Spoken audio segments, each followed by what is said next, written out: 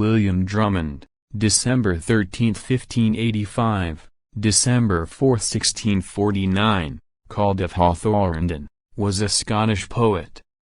Drummond was born at Hawthornden Castle, Midlothian, to John Drummond, the first Laird of Hawthornden, and Susanna Fowler, sister of the poet and courtier William Fowler. Sir Robert Drummond of Carnock, one-time Master of Work to the Crown of Scotland, was his grandfather. Drummond received his early education at the Royal High School of Edinburgh, and graduated in July 1605 as M.A. of the recently founded University of Edinburgh. His father was a gentleman usher at the English court, as he had been at the Scottish court from 1590, and William, in a visit to London in 1606, describes the festivities in connection with the visit of the King of Denmark. Drummond spent 2 years at Bourges and Paris in the study of law, and, in 1609, he was again in Scotland, where, by the death of his father in the following year, he became Laird of Hawthornden at the early age of 24. The list of books he read up to this time is preserved in his own handwriting. The indicates a strong preference for imaginative literature, and shows that he was keenly interested in contemporary verse. His collection, now in the library of the University of Edinburgh, contains many first editions of the most famous productions of the age.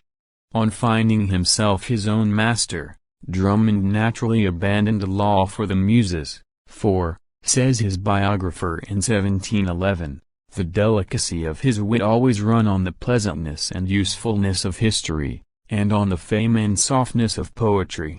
In 1612 began his correspondence with Sir William Alexander of Menstrie, afterwards Earl of Stirling, which ripened into a lifelong friendship after Drummond's visit to Menstrie in 1614.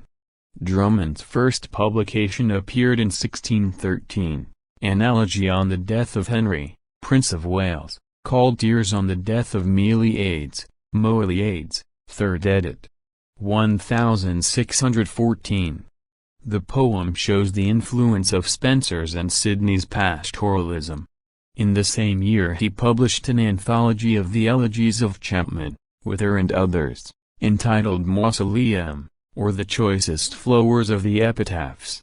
In 1616, the year of Shakespeare's death, appeared poems, amorous, funeral, divine, pastoral, in sonnets, songs, sextons, madrigals, being substantially the story of his love for Mary Cunningham of Barnes, who was about to become his wife when she died in 1615. The poems bear marks of a close study of Sidney, and of the Italian poets. He sometimes translates direct from the Italian, especially from Giambattista Marino. Fourth Feasting, a panegyric to the King's Most Excellent Majesty, 1617, a poem written in heroic couplets of remarkable facility, celebrates James's visit to Scotland in that year. In 1618 Drummond began a correspondence with Michael Drayton. The two poets continued to write at intervals for 13 years, the last letter being dated in the year of Drayton's death. The latter had almost been persuaded by his dear Drummond to print the later books of Polyolbion at Hart's Edinburgh Press. In the winter of 1618 to 1619, Drummond had included Ben Jonson in his circle of literary friends, and at Christmas 1618 was honored with a visit of a fortnight or more from the dramatist. The account of their conversations, long supposed to be lost, was discovered in the Advocate's Library, Edinburgh, by David Lawing, and was edited for the Shakespeare Society in 1842 and printed by Gifford and Cunningham. The conversations are full of literary gossip, and embody Jonson's opinion of himself and of his host, whom he frankly told that his verses were too much of the schools, and were not after the fancy of the time, and again that he was too good and simple, and that oft a man's modesty made a fool of his wit. but the publication of what was obviously intended merely for a private journal has given Johnson an undeserved reputation for harsh judgments, and has cast blame on Drummond for blackening his guest's memory. In 1623 appeared the poet's fourth publication, entitled Flowers of Sion, by William Drummond of Hawthornden, to which is adjoined his cypress grove. From 1625 till 1630 Drummond was probably for the most part engaged in traveling on the continent. On September 29, 1626 he received 16 patents for diverse devices, mainly military. These included glasses of Archimedes which could set ships afire at sea, and an early form of machine gun in which a number of musket barrels are fastened together in such a manner as to allow one man to take the place of 100 musketeers in battle. However, there is no evidence that he actually produced any of these devices. In 1627, however, he seems to have been home for a short time, as, in that year, he appears in the entirely new character of the holder of a patent for the construction of military machines, entitled Literae Magistri Guillermi Drummond de Fabrica Machinerum Militarium, anno 1627 inches. The same year, 1627, is the date of Drummond's munificent gift, referred to above, of about 500 volumes to the library of the University of Edinburgh. In 1630 Drummond again began to reside permanently at Hawthornden, and in 1632 he married Elizabeth Logan, by whom he had 5 sons and 4 daughters. In 1633 Charles made his coronation visit to Scotland, and Drummond's pen was employed in writing congratulatory speeches and verses. He was involved in organizing the King's triumphal procession through Edinburgh.